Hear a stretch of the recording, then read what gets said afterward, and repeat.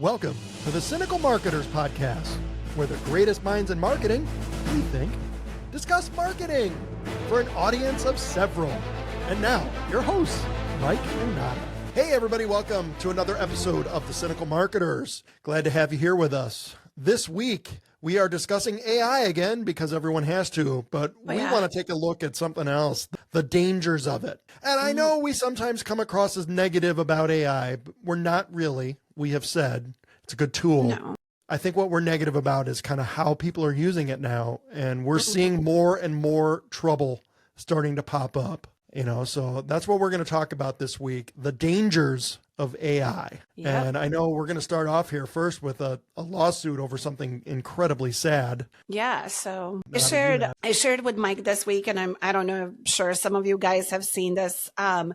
There is an app called Character.AI, and for those of you guys not familiar with it, it's essentially an AI chat app which mimics the voice, actually audibly as well, a voice of any character that is public out there. So you can create a character that is based on anybody out there that is a public figure, that you can actually mimic their chat with them via text or have a phone call with them and it will sound like their voice. Yeah, it's terrifying. So I told Mike, the reason this kind of popped up for us is several months ago, my son had this app on his phone and I kind of dug through, I always look through his phone. He's 12. I saw it and I was like, what the heck is this? And he explained it to me and then actually showed it to me. And one of his favorite YouTubers, he was like, oh, look, Mom, it sounds like he can call me. And I was like, oh, no, we're getting this. This has to go. Immediate red flags, because kids, especially at that age, are so influenced. And so this lawsuit actually kind of, really shows that, because there is a federal judge in Florida this week who has allowed a wrongful death lawsuit to proceed against Character.AI and Google. Basically so trigger warning, folks, a 14-year-old boy committed suicide. Alleging, and his mom is alleging that he developed an emotional relationship with chat character within the Character.AI app that was portraying a character from Game of Thrones. So, and I don't watch that show, so I'm not exactly sure on the details there, but the chatbot apparently was encouraging this boy, saying things like, come home to me, things like that from this character, which is absolutely terrifying. I have chills talking about it, because as a mom of I know you have adult kids, Mike, but my kid is 12 and as a parent, the mentality of 10, 12, 14, in this case, year olds who just, their brains aren't quite developed. And I'm not a therapist or anything, but I can say their brains are definitely not developed enough to understand the difference between some of these things. So that wrongful death suit is moving forward against Character.AI and Google. I don't even know what Character.AI is, right? Until I saw that lawsuit. So there's that going on. And we know we've seen lots of people talking too about whatever, AI platform, people are using it. Yeah. For therapy and for life guidance. And it is, to me, it's crazy. It's so scary. Yeah. It's scary. And I get it. And you say crazy, I'm terrified, right? There is no way. And we've talked about this in one of our previous episodes, saying how ChatGPT seems to be talking to you like it's gaslighting you, right? And it's very complimentary. And people on LinkedIn are talking about I just love when chat tells me how awesome I am, right? But then you have to stop and kind of go well, what's the flip side of that? And the flip side of that is a 14-year-old committing suicide, right? Yeah. And that's really, the other end of the spectrum, but that is how dangerous some of this stuff can be if you are using it for personal use. And people are, right? No, I don't get it. My own personal issues through my whole life and never being treated nicely, I don't think. I'm always suspicious. I am suspicious of anyone who is nice to me, or, You're like, I know enough to recognize gaslighting when I see it, even if it's coming from AI. I don't think so, chat. When you're trying to tell me that question I just asked you is the smartest question ever, I'm like, I don't think so. No. I am suspicious of people being nice to me. So. You're like, even if they're AI people. Including AI, right? No, so I don't get it, but I know how people can fall for it. And I think this is the scary thing of it. Because the world we work in, and then you watch everybody on LinkedIn, if you're not a LinkedIn person, count yourself lucky. Yeah. We work in the marketing world, so we have to exist in lots of places. Mm-hmm. It is by far my least favorite social media platform. Yeah. I think it is full of the fakest people, honestly. Yeah, it's up there with Facebook for me. I'm not a Facebook fan, but I'm not yeah, I know. But at least there you're like, look, everyone here, like it's either scamming or you're right. You're trying to tell us how great your marriage is when we know the truth in reality. Fair. I don't know. But on LinkedIn, everybody loves AI, right? And like, it's all going to take your jobs. All the thought leaders are like, it's going to revolutionize everything. And I'm just always like, I don't know. I think there's problems that need to be worked out. Yeah. I think it's okay as a tool and it can do some good things, but like these big, massive pronouncements, like we're running down a road and no one's asking questions, it seems. Like nobody is stopping to say, hey, what really do we want to do with this? What really should we be using this for? And we're hurting kids again, and no one cares. Apparently no one cares if we hurt kids. No one cares about kids, but kids that's all the time doing stuff. I was going to say, I feel like that's a whole separate topic. But on a serious note of this, though, that Character AI lawsuit, and I brought that up to you this week because I just find it absolutely, number one, terrifying. And number two, like this is the trend that we're headed in.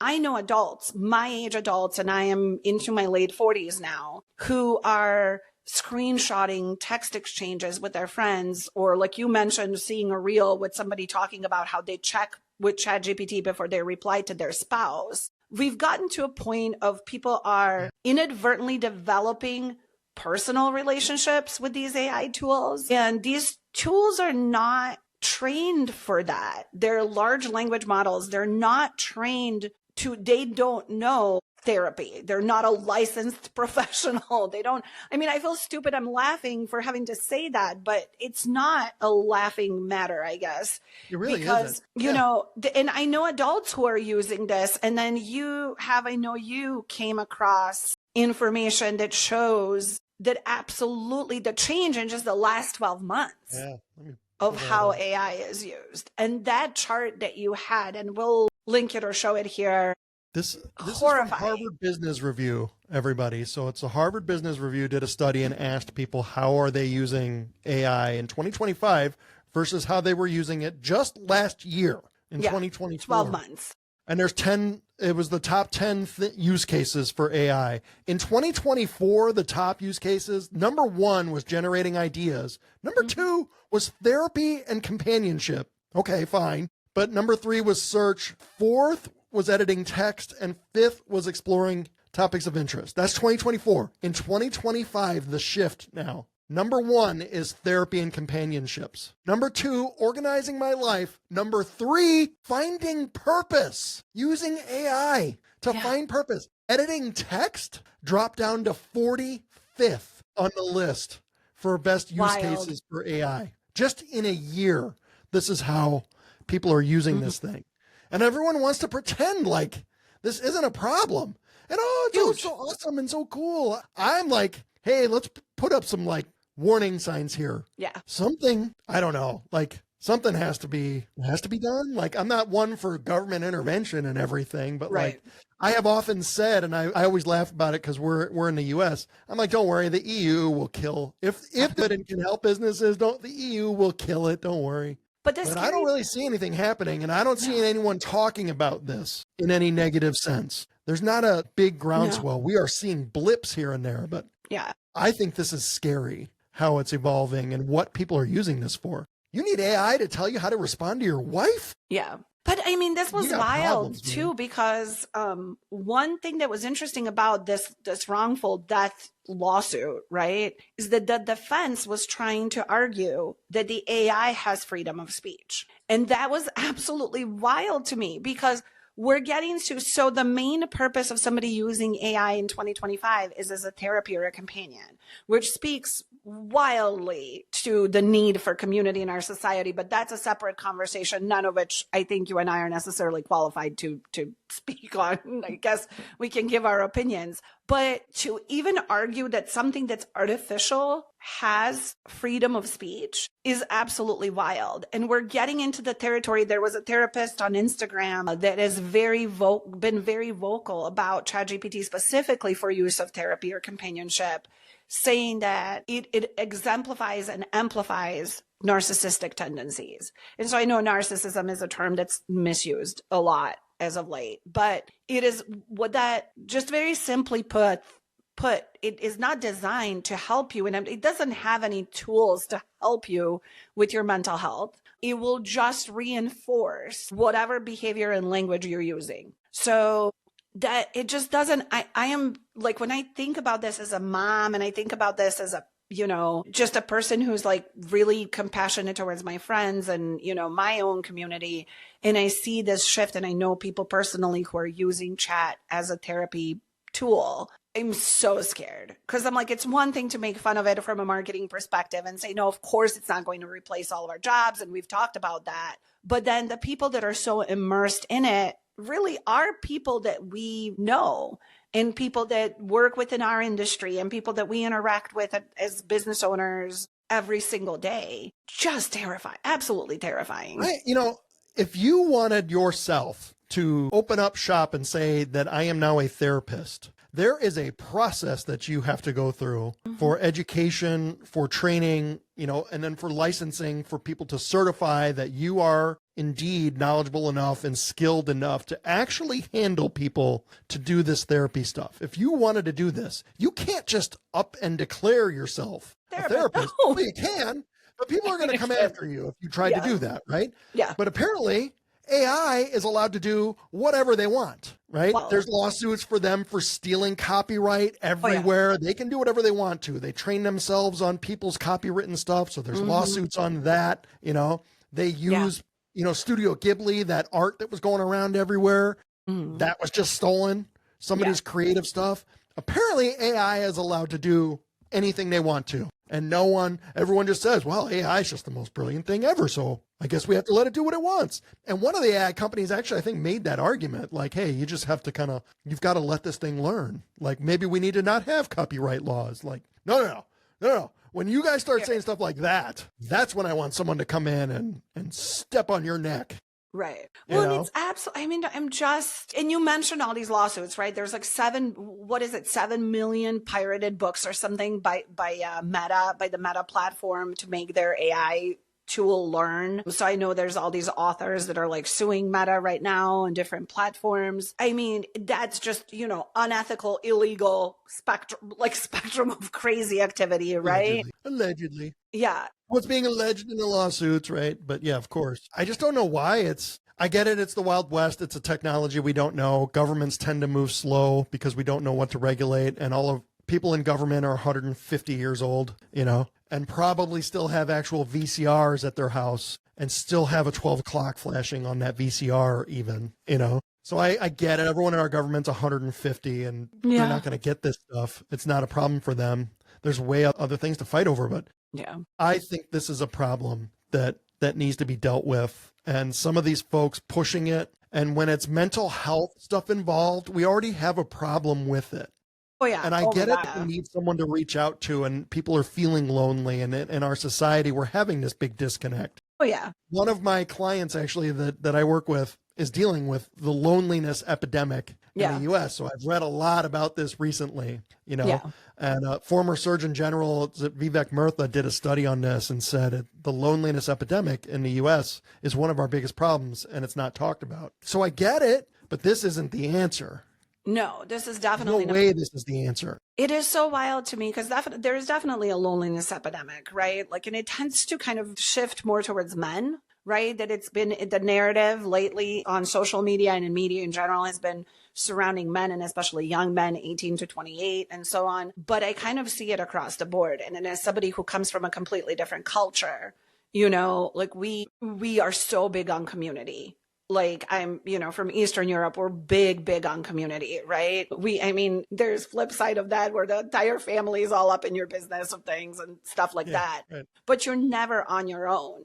And here it's just grown so much to the point where kids too, they don't play outside. I feel so old saying this, back in my day, right? But, kids are turning to AI because they don't have friends, and parents are working multiple jobs or are not present, or they're scrolling their own phone, right? and are not seeing things that are happening. And then you read something like this 14-year-old who committed suicide over direction that they received from a chat app. It sounds off so many alarms in my head. And then it's dangerous for the kids, but it's also dangerous for adults. Because I see, like, you feel like, okay, well, kids just don't know better. Right? Like, they don't have better guidance. This is new. You don't really know how to talk to your kids about AI. But I see adults doing this too. I know. And you see the LinkedIn post recently. Oh, how much does yours love you? And mostly I think it's engagement bait that I refuse to reward anyone for. But, I saw someone say, respond with how your AI talks to you. I'm like, no, I'm not falling for your engagement bait to help your algorithm, number one. And number two, like, you're talking about it like it's your friend. Like, this whole post of yours is creepy. Right. Like, it's not real. It's not real. It's not a person. We've gone in a year or more, a little bit more of time, right? Where from using this to help marketers write email subject lines to these kind of problems in that short of amount of time, I think it's going to get worse. It's scary. This is a problem. It is so scary. And so, and we've talked about AI on several episodes of ours already, right? Like, we've talked about how everybody is hyping it up. And that's also a danger of this thing, right? That everybody is so obsessed with how great AI is that they're kind of not realizing what's happening psychologically. And I would love to have somebody come on our podcast and talk about this from the side of a therapist or somebody who's licensed to professionally, help people, a psychologist, a psychiatrist. But in absence of that, I think it's really safe to say for us, like, this trend that we're seeing and why we continue to talk about AI is because it's literally, things are changing week to week with how it's being used, the information that's coming out. It's scary. And I think, like, adults too need to take some ownership and responsibility. I get it. It's easier to write a LinkedIn post with ChatGPT. But if your kids see you on it all the time, well, if mom's doing this, it must be something I should do too. They might not know a difference. And then you have a dead 14-year-old. And I'm sorry to say, the adults in their worlds have said nothing but praise. Right. Which is terrifying, because there's very few adults around them and very few things they've ever seen in the media or anywhere that were negative at all about AI. Yeah. Other than, like, their teachers complaining, and then to the kids are like, yeah, the teachers just don't want me to get over in school. Right. But yeah, it's scary. Oh no, I fight with my kid over AI all the time. I'm like, you're not. Nope. You're not talking to ChatGPT. You're not talking to any AI tools. At Round 2, we use it as a tool. We're not anti-AI. It's a tool for us. Right. Because we already know. But, like, I said it to somebody the other day on LinkedIn too. It was like, it's wrong too much to trust it. Yeah. Yeah. It's okay for you to use it for some things, but people are like, it's going to replace Google search. I'm like, well, look, first of all, it's not that Google search is any good either. Right. Google search is terrible too, but you're crazy if you use AI as your search. Well, and as your only source of information. Topics you don't know? How do you even know it's right? Right. And you're using it as your only source of information is why. They've come up with a term for it, right? They already call it hallucinating. There's a term for it being wrong. Right. Like, yeah, AI hallucinates. Like, okay, well, that's not a problem for you. Yeah. You just have to deal with that. How and when? It's definitely a problem. When people don't know the subject and they're trying to learn something, you just trust it? Or do you then spend as much time to go and research to check? I got to go double check. So why didn't you just do this other part of it in the first place? Yeah.